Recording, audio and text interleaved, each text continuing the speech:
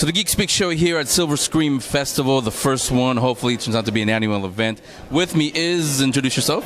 My name is Strephon Taylor from November Fire. Hi, Strephon. Awesome. How are you doing? I'm doing good. This is great. So like I said, the first one, the second day as we recorded this, how's it going for you so far, the festival? It's been great. Last night was the first night, and I got to see the Robert Englund panel. It was amazing. Today we played my Jack Pierce documentary. People really responded to it. It was awesome, and I'm here with Creepy Coffee Movie Time as well, and we're going to show Acker Mansions, Uncle Forey's Acker Mansions next, so I'm looking forward to that. Yeah, we'll definitely talk about Uncle Forey in a second. But let's jump on the Jack Pierce documentary. Talk about that one. Okay, Jack Pierce, if you don't know, if you're a classic horror fan, if you've seen any of Universal's horror films, Jack Pierce pretty much made the makeup you saw. So Dracula, Frankenstein, The Mummy, The Wolfman, Jack Pierce was the head of makeup for Universal and created all those. Not a lot is known about him, so I decided to make a documentary about him. I'd been collecting stuff on him for over 10 years and made the film Jack Pierce, Maker of Monsters, which you can get at our website. It was really fun. I've learned tons about him, and I hope other people will respect what he did, which was amazing. Yeah, you know, I'm a big fan of the Universal movies, and I didn't even know that he was the one that did the makeup. So, when did you get the idea, like, hey, people need to know who this is? Okay, so as a kid, I was really lucky. My grammar school had a library that had a horror section, and in the horror section were... That is lucky. Yes, were photo books, and I'd look at the pictures of Frankenstein and the Wolfman. I was like, wow, these are really cool. And growing up in the Bay Area, I watched Creature Features, and he didn't play many of the Universal horror movies, but I got to see a few of them. So after I'd seen those and knew about him, I knew what Frankenstein was, I knew the Wolfman, I started getting Famous Monsters of Filmland, which is this convention's about.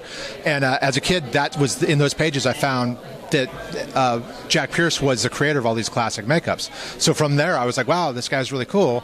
I love him, and I always loved him as a kid. And when I started making documentary films, I'm like, oh, I should check out a film on Pierce. And I looked, and nobody had made a film on Pierce. So I was like, wow, this is a huge gap in history that needs to be filled, and this is something I can do. So I met Scott Essman, got in contact with him, and he's like the quintessential historian on Jack Pierce. And he gave me tons of advice. He helped me out immensely. He helped me with the history. He gave me access to Jack Pierce's scrapbook, and that was a lot of what made the film. So that's how it came about, and that's why I did it. Jack's no longer with us, correct? Yeah, Jack is no longer with us. He died in 72, I think. Yeah. So those archives, who had this? Was it Universal, or who had everything? From what I know, Universal's material on Jack Pierce is very limited. Most of the stuff has been brought to them in the past, probably 10 years or so. Where I found most of the material was actually online and in eBay, and finding people with collections and approaching them directly. I was lucky enough to find a person who had the Eddie Bryant collection of photographs in Los Angeles, and that was literally months of my life going through tax sheets, finding photographs of Jack Pierce and getting them that way. So it was just a lot of research and a lot of looking around. And so everybody that's wondering where can I get it, where can they get it? How can they get it? You can get Jack Pierce, The Maker of Monsters on DVD from NovemberFire.com, or you can get it on eBay, or you can get it on Amazon. There's no way to download it right now. I'm looking for companies to help me do that, but right now it's just on DVD. Yeah, so like you said, Famous Monsters of Filmland, they're putting on the Silver Screen Festival, so let's talk about Uncle Forey's Acker Mansions. Talk about that one. Okay, Uncle Forey's Acker Mansions. Uncle Forey is Forrest J. Ackerman. Forrest J. Ackerman was the original editor for Famous Monsters of Filmland, which is a magazine which this is the convention is about. Forey had a collection of horror and sci-fi stuff that he kept at his house, and he was really, really generous, and he would invite people to come to his house and view his collection. Forrest Ackerman was a sci-fi editor to begin with. He actually coined the term sci-fi, and he was probably one of the first cosplayers. He did a lot of stuff as a fan before he launched Famous Monsters of Filmland, the magazine. So for his collection was immense. It was artwork, tons of rare items from films, and he'd invite anybody. You could come to his house anytime and tour his house, and he'd show you and tell you all of the things that were in his house.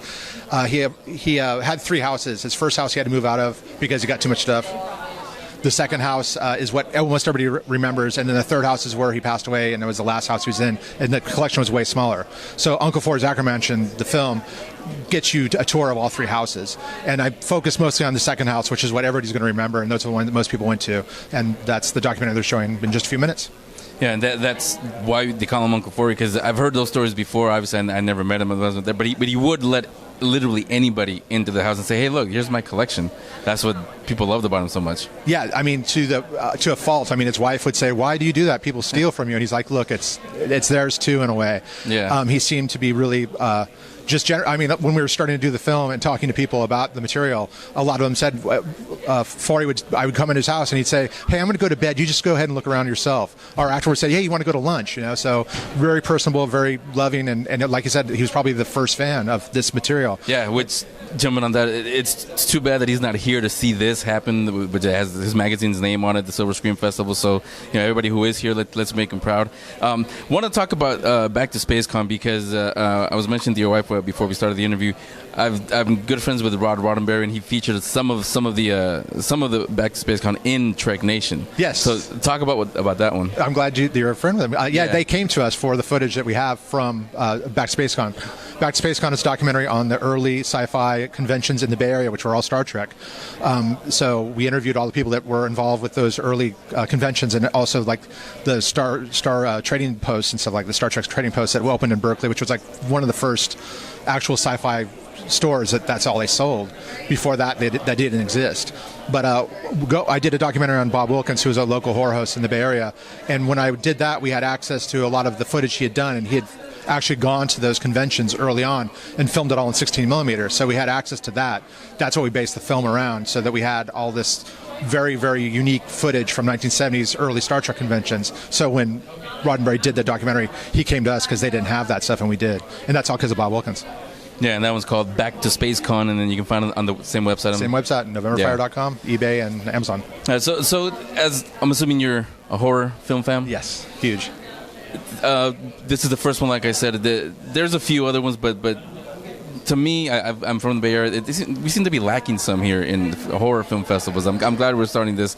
So from what you see so far, you like it, and what else can we do to make something like this even bigger? I remember the Fangoria conventions in San Jose, and my wife and I were just talking yesterday. It's like this is way smaller, but it has that vibe. And when you get a bunch of horror fans together, you get a vibe, and it's awesome. And Los Angeles is doing it right with Monsterpalooza and stuff now, and the East Coast has been doing it right for decades. So yeah, I'm stoked that it's our turn now. Yeah, it's our turn to add to it, because the fan base is larger. I think that with the access to all the horror films that you can get access even for free on the internet, it's just going to grow fan base and fan base and fan base. We're seeing so many not horror, but action films and sci-fi and superhero films and cinema bringing more people in, that they're hungry for fun movies, and the basis of fun movies is horror movies. So everybody's going to go back and reflect on that. So I'm stoked. I hope that they do this next year. I love what they've done with it here, and I think if you're not here, you're missing it. If they do it again, please come down and enjoy it with us. Yeah, now this is just your personal opinion.